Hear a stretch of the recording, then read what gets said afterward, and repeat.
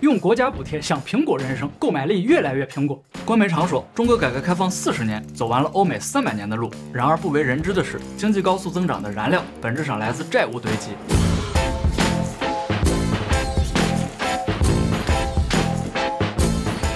截止24年末，中国广义公共债务179万亿，叠加楼市崩塌、消费疲软，借新还旧成了唯一出路。那么这场债务游戏到底还能玩多久？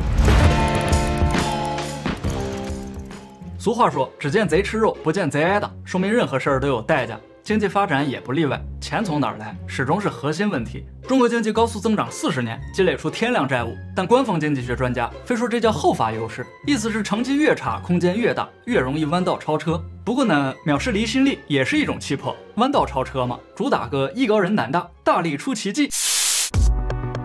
改开以来，中国 GDP 屡创新高，从1978年的1498亿美元成长到了2024年的18.7万亿美元，占世界总量比重也从1.7%提升到17%，目前稳居世界第2。经济体量不断增长，债务同样水涨船高。国家金融与发展实验室 NIFD 季报显示，25年 Q2 中国宏观杠杆率首次飙升到300.4%，正式突破 GDP 3倍大关。25年上半年 GDP 66万亿，保守估算全年132万亿，3倍 GDP 杠杆率平摊全国，意味着我们每个人大约负债28.2万块。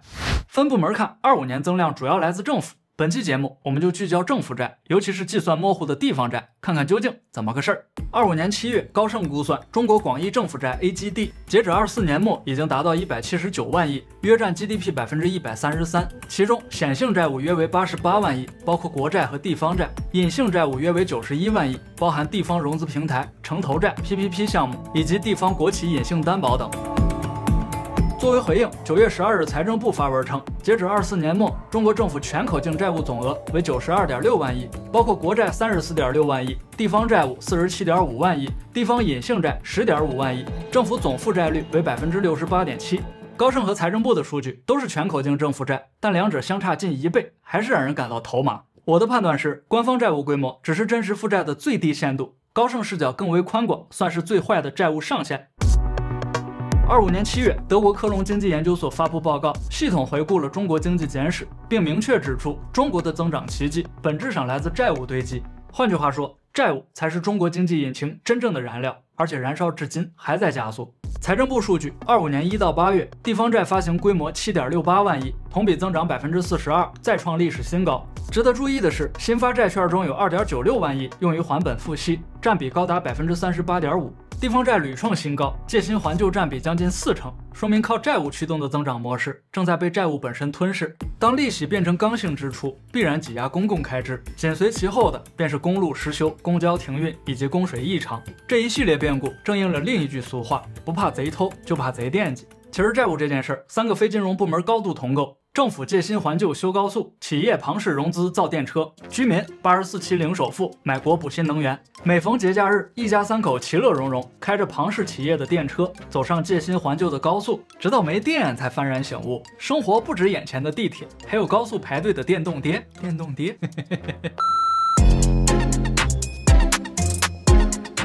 既然债务是经济燃料，那引擎是什么呢？这里引入一个概念，叫资本形成，也就是3驾马车里的投资。40多年来，中国政府主导了3大增长方向，分别是大规模公共基础设施建设、工业基础现代化以及房地产扩张。简洁点说，叫铁公鸡、产业园和房地产。先说第一台引擎，铁公鸡。改开之前，中国经济以农业为主，基础设施极其落后，起点低，空间大，正好走向现代化。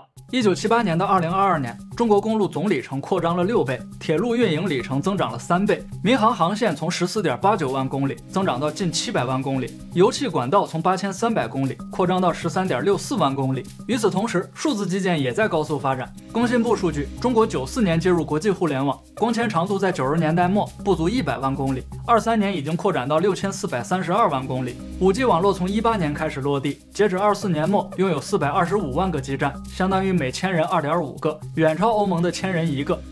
第二台引擎，经济特区和产业园区。1980年，中国设立首批4个特区：深圳、珠海、汕头和厦门。特区的意思是政府提供法律和关税等特殊政策来吸引投资，促进贸易。工业园区设在特区内部，以便形成产业集群，提高生产效率。试点成功后，特区模式推广全国。我们日常看到的经开区、高新区、港务区等等，都是特区在各地的变种。根据观点指数研究院数据，截止24年底，中国产业园区总数超过8万家，其中国家级开发区693家，省级开发区近2600家。第三台引擎，房地产。房地产扩张政策大致分为3段。1978年开始，国企福利房以低价出售给员工，掀起第一波私有化。1993到1997年，允许民企开发房地产。98年住房制度改革至今，房地产市场完全私有化。国家统计局数据，在1978年，房地产与建筑业合计仅占 GDP 6%，到2019年已经超过 14.3%。如果加上钢铁、水泥等上下游，全行业贡献接近 31%。1978到2024，中国城市化率从 18%成长到 67%，城镇常住人口超过 9.4亿。相应的，城镇住房自有率从80年代不足 20%，已经飙升到20年代的 90%，创下全球最高。3大引擎开足马力，成就了中国的现代化奇迹。然而，高增长、高杠杆的中国模式却逐渐养成恶习，那就是不把钱当钱，花多少心里没数。24年2月，财新报道，全国12个省推迟或停止基建项目，涉及包括天津、贵州、青海等，都是债务高风险的省份。25年10月，新加坡联合早报报道，湖北省启动3资改革，提出一切国有资源资产化，一切国有资产证券化，一切国有资金杠杆化。我们看，24年停止基建，25年变卖资产，节流开源，砸锅卖铁。这些动作看似高深，实则都是为了缓解地方财政危机。至于全国各省具体的债务状况，咱们一会儿细说。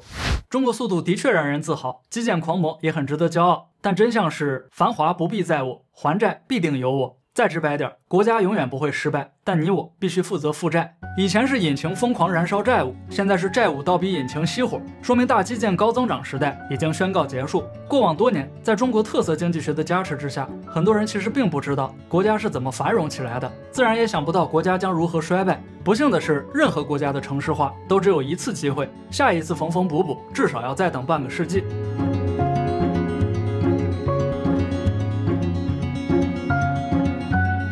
事实上，中国经济并非一帆风顺，但每次克服危机都伴随着债务扩张。第一次危机，1997亚洲金融风暴。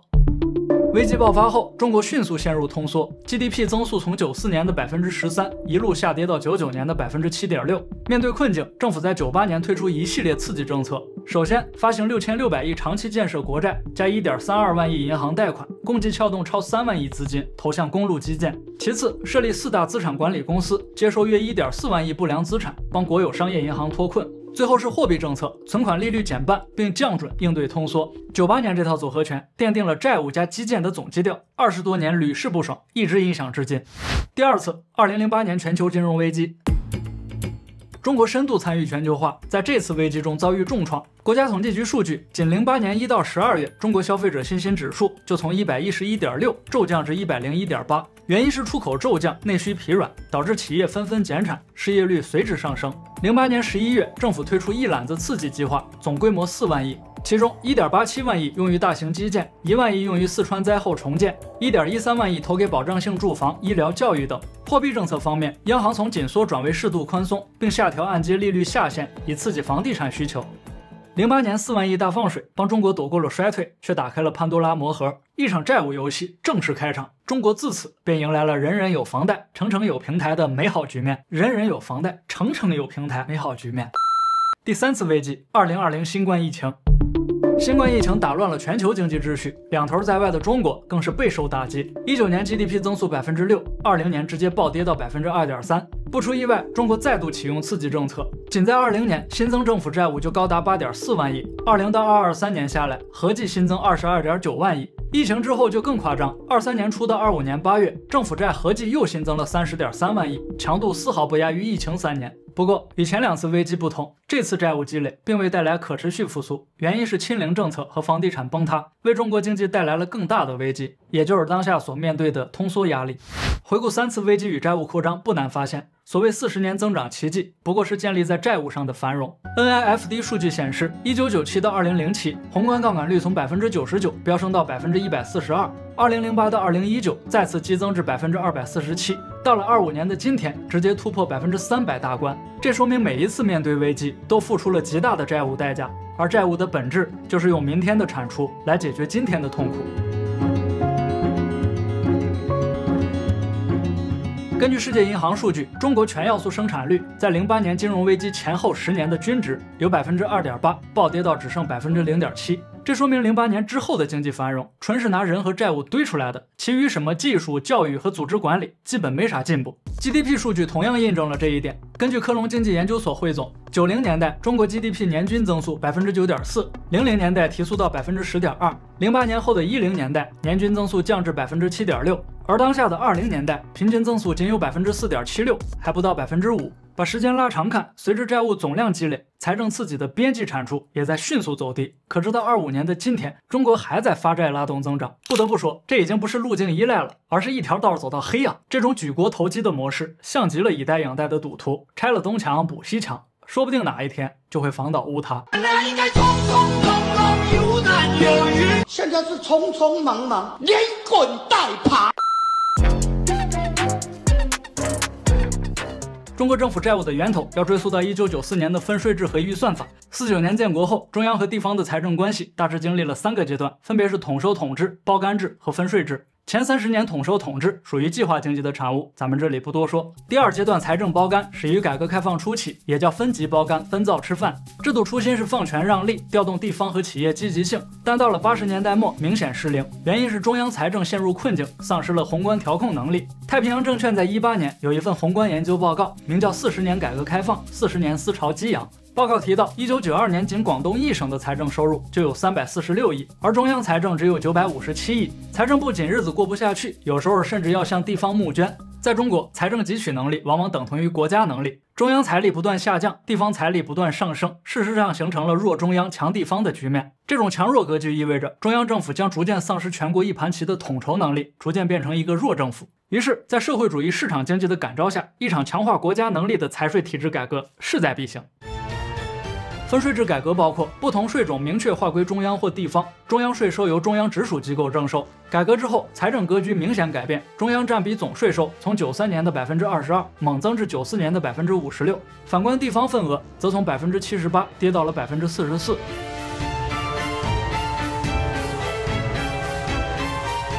分税制拿走地方收入，紧随其后的预算法进一步限制了地方的财政空间。预算法第27条规定，中央预算不得赤字，仅在必要建设投资上可适度举债。第28条规定，地方各级预算必须收支平衡，不得出现赤字。核心限制是禁止地方政府发行债券，除非有法律或国务院特别授权。分税制和预算法双管齐下，导致地方收入骤降，但支出结构却并未改变。比如医疗、教育、养老金、失业保险、基建维护等，依然由地方政府来承担。我们看这张图，实线为实际收入，虚线为实际支出。中央的实际收入远高于支出，而地方的实际支出远高于收入。1995年，地方财政自给率仅61.8%，融资缺口高达40%。为填补缺口，缩小地区差异，中央又建立了转移支付制度。转移支付短期有效，但长期来看，地方始终处于财政饥饿状态。不难发现，94年分税制改革实际上是财政收入中央集权化，而转移支付这个头疼医头、脚疼医脚的办法，则成了中央控制地方的抓手。所谓财权上移，事权下沉，说白了就是钱我拿走，事儿你来办。听话就多给钱，不听话就少给钱。咋说呢？分税后的央地关系就像异化后的婚恋关系。虽然地方政府是中国经济的中坚力量，但他在这场关系里始终像个老实人，要钱的没有，干活的一堆，最后实在没辙，还是走上了贷款梭哈这条路。越是没有钱的时候，越要敢梭哈。能听懂我在说什么吗？梭哈是一种智慧。梭哈，梭哈。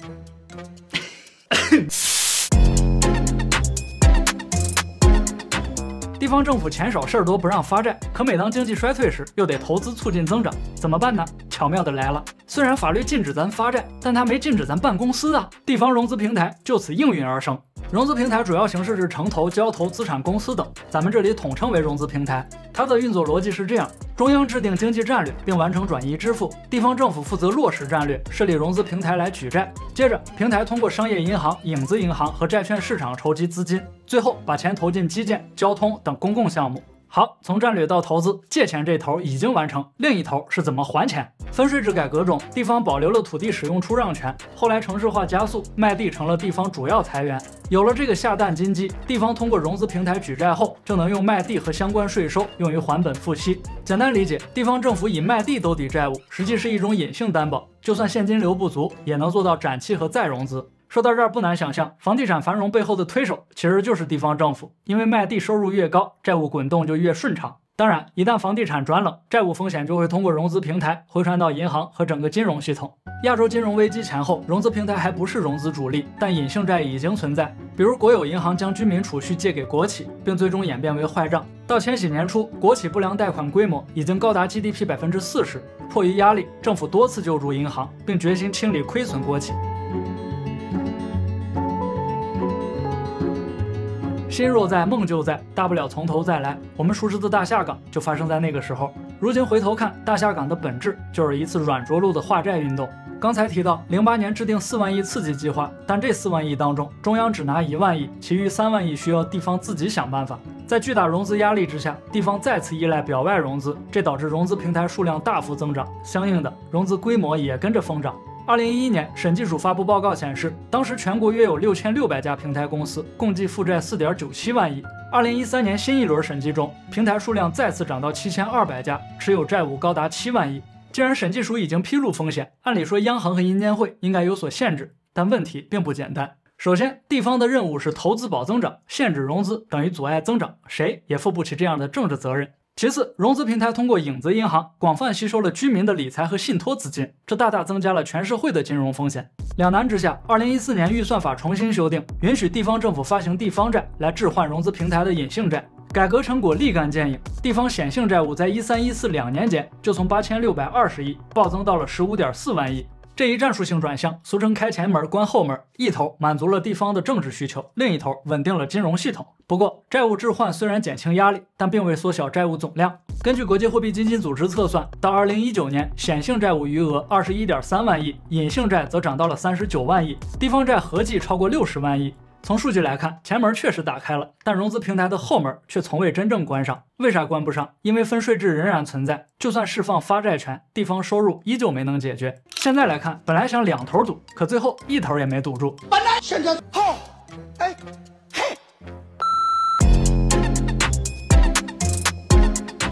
融资平台和隐性债高速扩张，核心动力是房地产繁荣。根据颤抖吧谢毅峰统计，98年到24年这26年间，全国卖地累计收入85万亿，年均3.27万亿。21年房地产顶点时，各省财政都依赖卖地收入，其中江苏、浙江、湖南、贵州和湖北5省超过50%的财政收入来自卖地，另有15个省依赖度也超过40%。高度依赖意味着高度风险。20年8月，3条红线政策出台，政策本意是遏制房企过度举债，却直接戳破了房地产泡沫。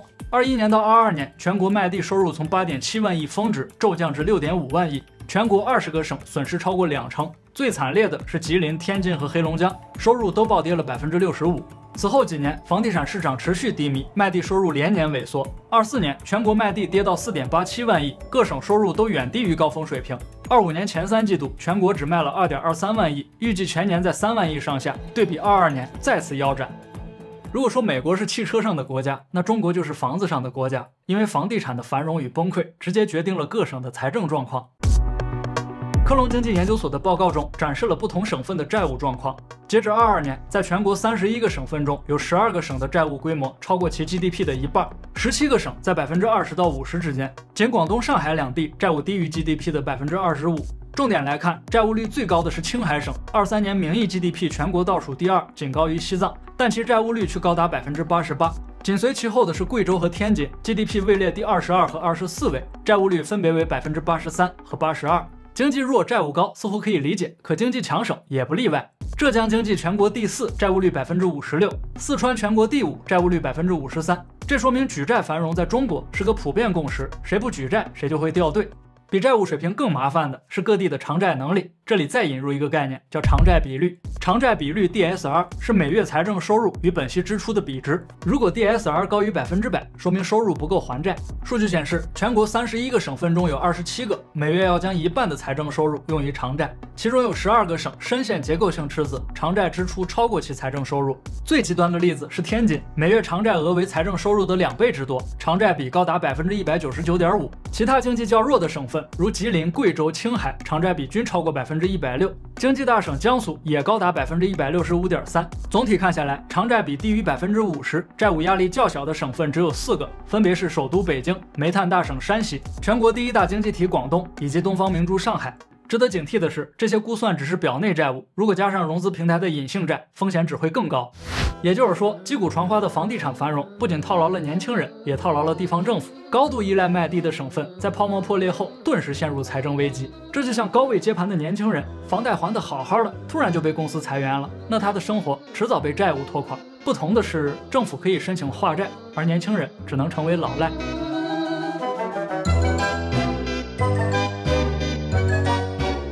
化债方法有2，第一是在债务结构上将地方债务专项化。2015年新预算法正式实施，赋予地方政府发债权，从此地方债分为一般债和专项债。一般债券1年审批一次，用作没收益的公共服务，例如教育、医疗和环保等；专项债券2月审批一次，照旧用于基础设施建设。简单理解，一般债用来过日子，专项债用来搞投资，但其中不少是城投遗留项目，不是烂尾就是亏损，所以专项债收益预期并不理想。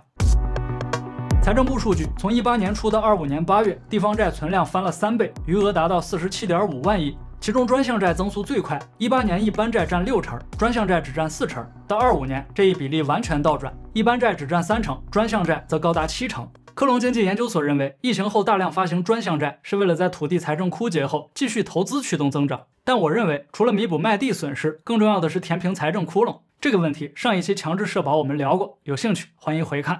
第2个化债方法，短期债务长期化。世界银行数据，融资平台债券在18年平均期限为5.7年，到了22年缩短到4.8年。期限变短，说明集中偿债压力更大。加州大学圣地亚哥分校在23年11月发布报告，专门研究中国地方债。他们的数据显示，截止22年底，仍有1/4平台债券要在1年内兑付，比17年翻了2倍。这些短债大多是低估项目成本不得不增发的尾款，结果越发越多，偿债高峰也越来越密集。面对短债高峰，只能发行长期债来替换，安全起见，还得像上班一样算好周期，错峰还债，避免系统性挤兑。再看显性地方债，15到18年之间，地方债多为短期债，仅1/4超过10年。自19年起，为吸引基金、保险等长期机构投资者，开始发行最长20年的债券。到24年底，一般债平均期限为6.1年，专项债平均已经涨到了11.9年。请注意，债务展期只是权宜之计，而且期限拉长意味着利息更重。好，化债方法有了，接下来的问题是化多少？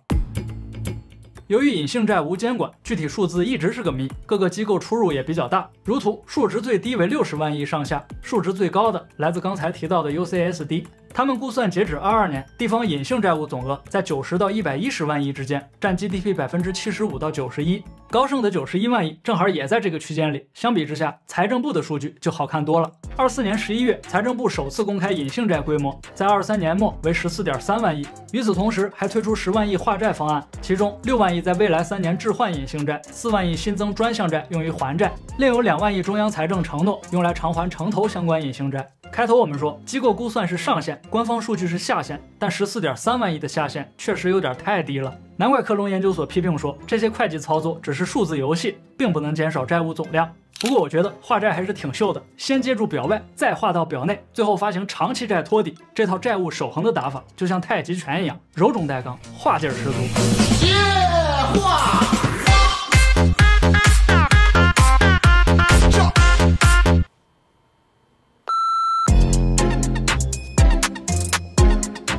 短期来看，债务风险直接威胁金融系统，去杠杆是唯一出路。中长期看，得把央地关系也考虑进去。UCSD 的分析师在报告中给出了2招。第一招，财政紧缩，也就是勒紧裤腰。核心思路是切断地方借钱源头，比如让财政部限定额度，金融监管总局摁住银行，再让组织部把债务纳入官员考核。但深层矛盾在于，中央始终强调区域稳定压倒一切，地方正是看准了这一点，所以一喊保民生、保就业，就能要到转移支付和债务额度。尤其是中西部省份，已经养成了勒索型财政依赖。不过，在经济下行期强行紧缩，的确有可能适得其反。比如审计署所说的，地方政府违规挪用社保基金，就是饥不择食的表现。第二招，下放税源，责权对齐。科隆研究所和 UCSD 都认为，当前最紧迫的任务是解决地方公共支出，阻止隐性债进一步膨胀。94年分税制至今，中央财权大幅上升，但地方表外扩张的局面早就抵消了改革红利。如今要想恢复地方财政健康，中央就得松开控制，重新厘清财权与事权，做到责权对齐。方法也很简单，要么下放部分税源，要么扩大转移支付。这两个做法，财政部在24年7月曾释放过信号，消费税每年大约1.6万亿，考虑逐步交由地方征收，同时扩大一般转移支付，由中央出钱，地方执行，以支出代替举债。前面我们说，全国31个省有27个每月一半收入用于偿债，已经债务饱和。相比之下，中央政府杠杆率约为 27.6%， 还有一定托底空间。事实上，中央财政在疫情后为了刺激经济，也在发行超长期特别国债。24年1万亿，25年1.3万亿，25年这1.3万亿当中还有3000亿用作消费品以旧换新，双11买国补产品就能用上。在现代国家运行里，杠杆本身并非坏事，它能放大收益，提高效率，甚至能有效应对危机。但如果把杠杆当作收益，早晚有一天会崩塌。过去1年，中国政府不断强调要积极稳妥去杠杆，加强防范金融风险。可是去杠杆的方法却是加更高的杠杆。在我看来，中国目前就像走钢丝一样，在改革和维稳之间陷入了两难。改革等于承认财税制度失效，维稳就得不停化债展期。化债是什么意思？按现有操作，其实就是再印一笔钱，再放一次水，去置换高危债务。化债和印钱的唯一区别，只是它继承了隐性债的利息。还有个两难，中央是否兜底隐性债？如果兜底，会让市场形成刚兑预期，这跟隐性担保没啥两样。如果不兜底，那大面积债务违约必然造成金融震荡。所以，地方债不单是金融问题，还是谁先眨眼的政治博弈。这说明中国经济早已到了结构性改革的边缘，改革可能暂时拖累增长，但如果再拖下去，代价只会更大。说到底，出来跑总是要还的，长痛不如短痛，唯独没有无痛。实事求是承认衰退，往往比粉饰太平更需要勇气。25年诺贝尔经济学奖颁给了3位研究经济史的学者，乔尔·莫吉尔、菲利普·阿吉翁和彼得·豪伊特。这3位学者认为，人类社会过去200年持续繁荣，核心原因是创新驱动增长。为首的莫吉尔在其著作《增长文化》中指出，科技创新固然难得，但开放包容的文化和制度才是关键因素。换言之，当社会鼓励探索，当思想自由流动，当权力容忍变革，才能真正释放创造力，从而推动经济持续增长。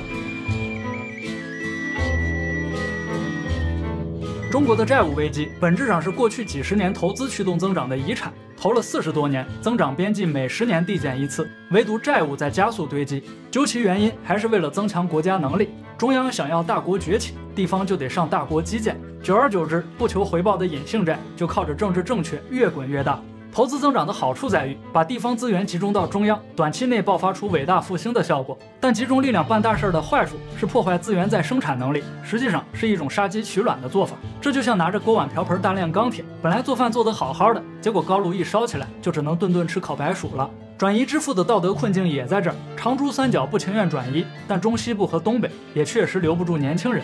年轻人是什么呢？是世界上最珍贵的可再生资源。遗憾的是，全民资产负债表衰退的情况下，年轻人也不再生了。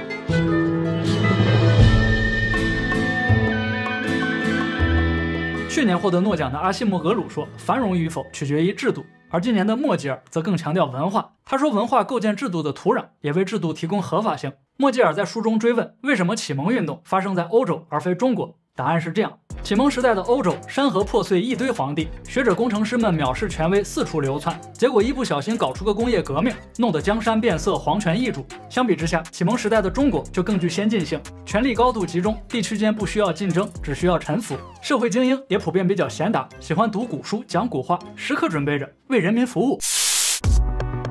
在莫吉尔的定义中，文化是影响人类行为的一套信念、偏好和价值观总和，所以文化是一个有关选择的问题。选择什么呢？赚取1美元和盗取1美元，哪一个更有价值？当然是赚取1美元。也就是说，每一次偏好选择都会对制度产生深远影响。而中国隐性债无序扩张，每一步都输在选择上。首先，在增长优先的体系之下，官员晋升与 GDP 挂钩，官员果断选择了 GDP。其次，地方官员影响本地银行，银行不顾风险评估，选择向权力妥协。最后，有了政府隐性担保，投资者选择忽略利率风险，融资平台选择忽略项目回报，大家就这么有恃无恐的搞出了大量无效基建，同时也将债务拉到了天际。不难发现，中国的隐性债务表面看是财务失控，实质是文化与制度失控。试想，如果国家能力和财政收入挂钩，如果政治愿景和超英赶美挂钩，那么唯一的选择就是用后发优势自我洗脑，然后奔着弯道超车向子孙借钱。傅鹏说，任何国家的本币债务都是面向公民的征税权，人民币债务尤其如此。财政部数据，地方债投资者当中，银行和相关机构合计持有 96%， 外资仅持有 0.02%。所以中国的债务风险主要锁在国内金融体系里。经常有人说内债不是债，只要人还在。这句话虽然很残酷，但悲观点说它是对的。由于政府隐性担保，隐性债务实际上是社会化债务，所以需要全社会一起买单。直白点说，美元水淹全世界，人民币只淹中华区。我们看，银行持有政府债务，政府却不能让银行倒闭，宏观经济还没内循环，债务却率先循环上了。这个脆弱的命运共同体能不能解绑已经不重要了，重要的是它能否抵御下一次金融震荡。科隆经济研究所指出，真正能挽救中国经济的是消费，这和我们此前的结论一致，消费才是中国经济的救命稻草。可居民不消费，真的只是欠刺激吗？世界银行数据，截止20年，中国仍有 55% 的人口属于低收入和脆弱中产，一场大病一次失业就会立刻返贫，这说明中国的增长奇迹只停留在国家层面，而非藏富于民。没有藏富于民的结果，就是当经济遭遇危机的时候，再怎么刺激也无济于事。易富贤教授认为，中国的工科人才充足，高科技产业潜力无限，但内需低迷、失业率高企、出生率走低才是现实约束。要想解决这些，就必须把居民可支配收入从 GDP 的 43% 提高到 60%到 70%。可这一简单的数值变化，意味着分配体系重构，牵扯其中的税制、社保、户籍都得变。而这一切进程，只有在愿意放权让利的情况下，才能真正启动。